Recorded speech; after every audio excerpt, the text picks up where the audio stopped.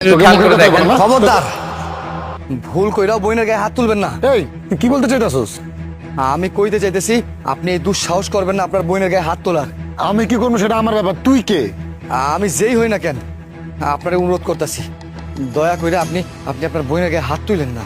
দেখে তো মনে হইতেছে ভাঙ্গারি টোকা একাজ। তো যা ভাঙ্গারি টোকাইতে যা, যা এখান থেকে। হ, ঠিক আছে, আমি আমি ভাঙ্গারি টোকায় খাই, তারপরে আমি অনুরোধ করতেছি দয়া করে আপনি আপনার আপনার বোনের গায়ে হাত তুলেন না।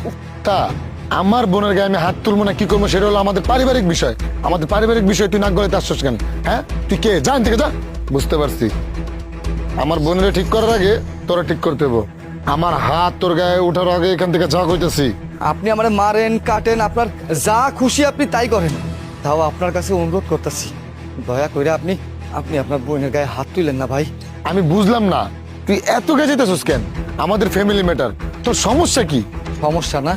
হ, সমস্যা আছে, অনেক সমস্যা আছে। জানেন ভাই, আমার আব্বা আম্মা মারা গেছে সেই ছোট্টবেলায়।